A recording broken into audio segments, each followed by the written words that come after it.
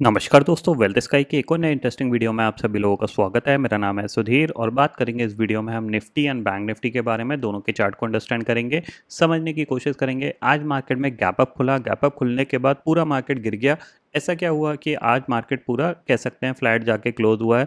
Almost कल की closing के आसपास जाके ही क्लोज हुआ है, तो उसको हम अंडरस्टैंड करेंगे। प्लस ग्लोबल मार्केट भी देखेंगे कैसा हो सकता है। क्रूड में कल थोड़ा बहुत गिरावट देखने को मिली थी, बट आज फिर से जंप देखने को मिला है, तो उसका इम्पैक्ट भी मार्केट पे रहेगा। तो यहाँ से अब मार्केट क्या है, मंथली सीरीज में जा रहा है और जो एक्सपेक्टेशंस थी मेरी कि ऊपर जाके 24,000 के आसपास जाएगा, तो वो फिलहाल तो लग नहीं रहा। क्योंकि अब ये क्या है कि आज का हाई था 23,860 के करीब का, तो अगर ये यहाँ पे सस्टेन करता तो हम एक्सपेक्ट कर सकते थे कि 24,000 एक बार दिखा सकता था।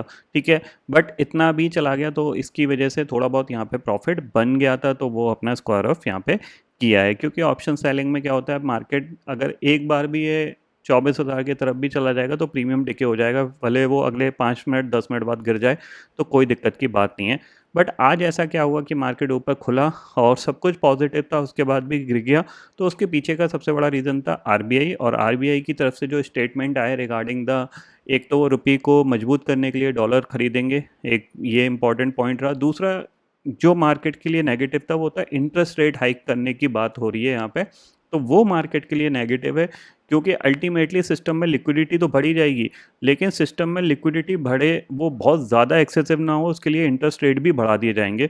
तो ये मार्केट को शायद ज़्यादा कुछ पसंद नहीं आया, इसकी वजह से मार्केट यहाँ पे तेज़ी से ये नीचे की तरफ आके ये क्लोज दिया है। ठीक है, अब यहाँ से मार्केट किधर जाएगा वो चीज़ हम समझते हैं। ठीक है ना, अब इम्पॉर्टेंट क्या है, देखो इम्पॉर्टेंट ये है, सीधी सी बात अगर देखा जाए, क्योंकि ये मंथली सीरीज है तो हमारे पास इंपॉर्टेंट लेवल है 23,600 के नीचे ट्रेड करना स्टार्ट करता है, हम सेल करेंगे और टारगेट हम लेके चलेंगे सीधा सीधा ये स्विंग लो। ठीक है ना, ये ध्यान में रखिएगा। ठीक है, इसके नीचे अगर ये ट्रेड करता है तो हमारे पास ये टारगेट है, और नीचे फिर निफ्टी का गैप भी पेंडिंग है, हो सकता है वो भी फिल हो जाए, जो कि 23,150 के करीब है। इतना आप ध्यान में रखिएगा। पॉजिटिव हम तभी हैं जब ये 23,800 के ऊपर सस्टेन करना स्टार्ट करेगा। ठीक है ना, इसके ऊपर सस्टेन नहीं कर पाया, आज भी आप देखोगे शुरू के 5 मिनट में ही ये 23,800 के नीचे ट्रेड करता रहा और फिर नीचे की तरफ ही मूव कर गया, तो ये ध्यान में रखिएगा। ठीक है, वहीं अगर हम बैंक निफ्टी की बात करें तो बैंक निफ्टी अब थोड़ा सा और वीकनेस दिखा सकता है, क्योंकि अब बैंक निफ्टी को लेके न्यूज़ आ रही हैं, तो थोड़ा सा ध्यान रखिएगा। ठीक है, तो इसके पास जो सिनेरियो है वो यही है कि आपका अगर ये 53 टू 50 के नीचे निकलता है तो फिर ये एक बार आपको 52,500 तक भी जाता हुआ दिखाई दे सकता है। इतना ध्यान रखिएगा। थोड़ा सा निफ्टी पे ज़्यादा फोकस रखिएगा, क्योंकि बैंक निफ्टी तो अपने ऑलरेडी लोअर लेवल पे ट्रेड कर रहा है। थोड़ा सा निफ्टी में आपको अपॉर्चुनिटी मिल सकती है, 23,300 और 23,150 तक ये जा सकता है। ठीक है, ऊपर 23,850 के ऊपर सस्टेन करेगा या फिर 23,800 के ऊपर सस्टेन करेगा, तभी हम यहाँ पे थोड़ा सा बाइंग के सिनेरियो देखेंगे। ठीक है, क्योंकि आज एक अच्छा मौका था इसके पास, बट सस्टेन नहीं कर पाया। न्यूज़ का इम्पैक्ट नेगेटिव मार्केट में पड़ा, तो उसकी वजह से मार्केट नीचे की तरफ आ गया। दूसरी चीज़ है, जो कल का जो एडवांटेज था, क्रूड ऑयल जिस तरीके से गिरा था, वो आज दोबारा से आपको जंप होता हुआ दिखाई दिया। आप देख रहे हो अब 107 के आसपास पहुंच चुका है, तो ये भी एक नेगेटिव इम्पैक्ट लाएगा। क्योंकि कल जो गिरा था वो किसी इंपॉर्टेंट न्यूज़ की वजह से नहीं गिरा था, वो कह सकते हैं एक टेक्निकल सेंटीमेंट की वजह से गिरा था, और थोड़ा बहुत जो भी न्यूज़ मार्केट में चल रही थी उसके बेसिस पे यहाँ पे देखने को मिला था। तो ये भी थोड़ा सा एक नेगेटिव इम्पैक्ट क्रिएट करेगा, ये ध्यान में ज़रूर रखिएगा। ठीक है, तो 23,600 के नीचे थोड़ा सेलिंग का प्लान करते हैं, और टारगेट हम लेके चलते हैं 23,300 का और 23,150 का। ठीक है, बाइंग के लिए सबसे अच्छा यही है कि 23,800 के ऊपर सस्टेन करे।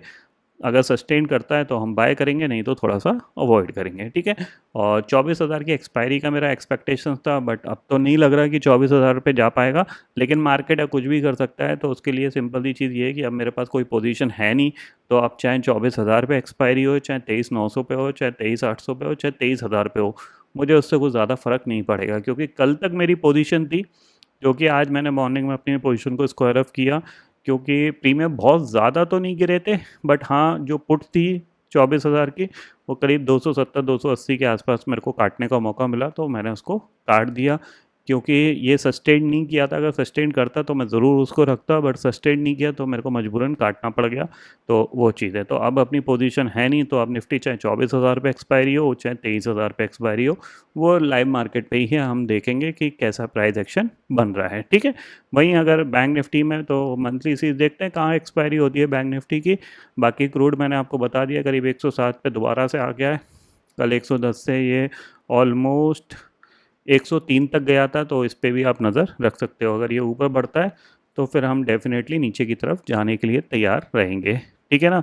बाकी आप खुद समझदार हो, जो भी आप ट्रेड लो तो अपना स्टॉप लॉस लगा के ज़रूर ट्रेड करिएगा। एक तरीके से एनालिसिस को थोड़ा सा अपने रिफ़्रेशमेंट के लिए देखा करिए।